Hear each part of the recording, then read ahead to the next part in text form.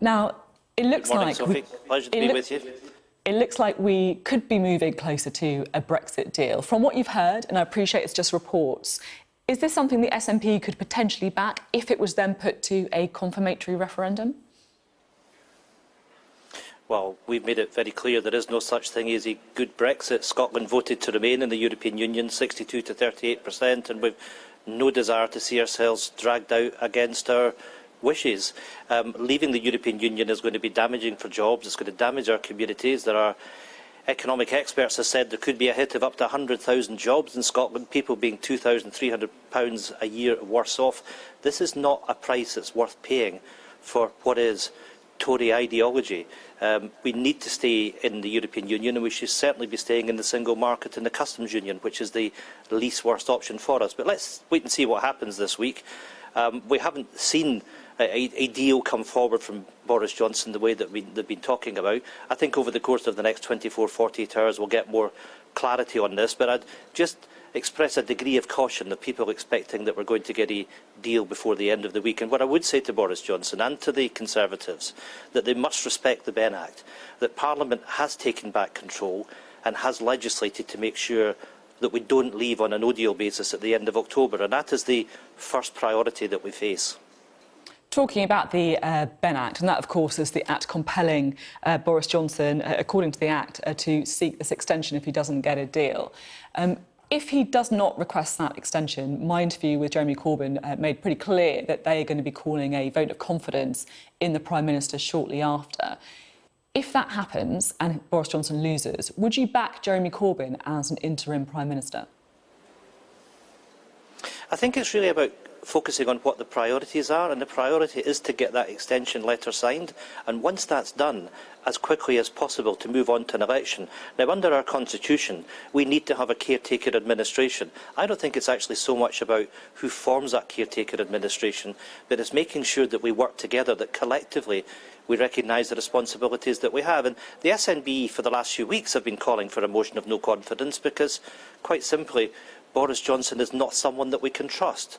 He hasn't given any indication, any clear indication anyway, that he will observe the Benn Act. The simplest thing for the opposition to do is recognise our responsibility by having that motion of no confidence and removing this toxic Prime Minister from 10 Downing Street, by taking the keys of 10 Downing Street away from him. And let's put this back to the people.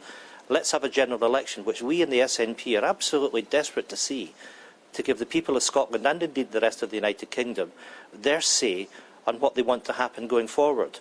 And I think for us what we've seen is the chaos and the confusion of Westminster over the course of the last 3.5 years, and we want to put to the people of Scotland it should be their right to choose their future, whether or not they wish to see Scotland as an independent country in Europe, or to carry on with this Brexit bourrach that we see and this taking us towards the cliff edge that Boris Johnson wants to do. We are a European country and we wish to remain so. What should come first then, an election or a second referendum? Well, I think in terms of the way our politics work, it's going to take some time to put up the legislation for a referendum. The first thing to do, the right thing to do, is to have that election, let the people have their say, and then we can move forward from there. But I want that opportunity to take Boris Johnson out of office, and I want the opportunity for the people of Scotland to see very clearly that we want to see in our own future. Sophie, you may well have been aware that there is an opinion poll in the Sunday Times this morning, and it demonstrates that 45% of Scots recognise they'd be better off with Scotland being independent in Europe, against 35% that see their future being better staying within the UK. It's becoming increasingly clear to people here that our economic future, the well-being of our country, is going to be best served by completing that job to independence that started with devolution 20 years ago. Just talking about the possibility of a UK-wide election for now that you clearly want to see. If that happens, the polls also indicate that there's a pretty good chance there could be a hung parliament. Would you be prepared to support a Jeremy Corbyn administration to try and get into number 10 if he doesn't have the numbers without you? Well, first and foremost, I think everyone's got to take their own responsibilities, and we'll do our job in taking on the Brexiteers, taking on the Conservative and indeed the Labour Party and the Liberal Democrats in Scotland, and I'm confident that we will win that election. It's up to the other opposition parties to do the same. We want, of course, to see the end to austerity. We want to see that legislation for an independence referendum, because the power to do that must be in the hands of the Scottish Parliament, not in any Prime Minister in London.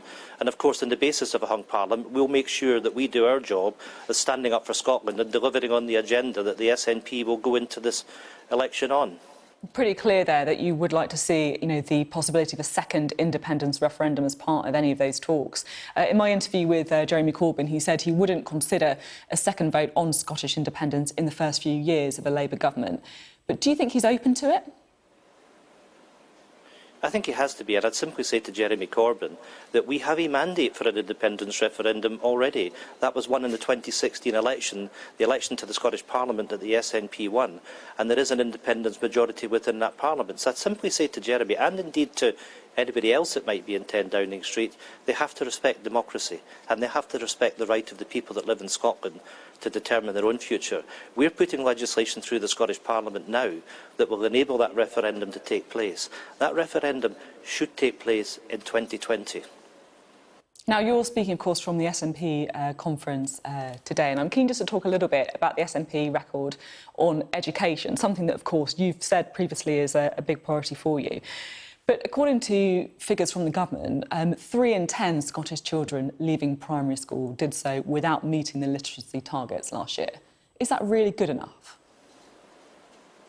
I think what you have seen over the course of the last few years under this SNP government, the educational attainment has improved. The number of people that are going on to university, and in particular the people that are going to university from disadvantaged and poorer backgrounds, and indeed those that are leaving schools in Glasgow, for example, with 3 hires, has increased demonstrably over the course of the last few years. Nicola Sturgeon's made it very clear that our priority is closing the attainment gap, and I can tell you, right up and down the country, we are seeing the signs that that is beginning to happen. We have a proud record on education, just as we have a very proud record on health, where we're outperforming the health services in other parts of the United Kingdom, particularly when it comes to accident and emergency. Of course, we want to do more, we want to do better, but this is an SNP government that's delivered for the people of Scotland over the course of the last 12 years in a whole range of policies, a government that's mitigated the worst effects of Tory austerity. I find it quite remarkable that many of the things which are in Jeremy Corbyn's manifesto that he announced at the Labour conference are things that the SNP has already done. Free tuition, the fact that we've got free personal care. This is a government which is on side of the people of Scotland, whether it's in education, health, or a whole range of other domestic policies. The question, though, was about whether it's good enough that 3 in 10 Scottish children are leaving primary school without meeting literacy targets. I mean, this is one of the most basic things that, as a parent, you would expect your child to be coming away with, isn't it? Well, look, at the end of the day, this is a clear focus that we have, and you've picked out one metric there, Sophie. But the fact is, across education, there's been considerable advances that this government has made over the course of the last few years, and of course, we're not complacent when it comes to literacy and other things. Then we need to make sure that we can improve our performance, and that's very much what we're focused on doing. OK, thank you very much for being on the programme today and stepping away from your conference for a short while. Thank you.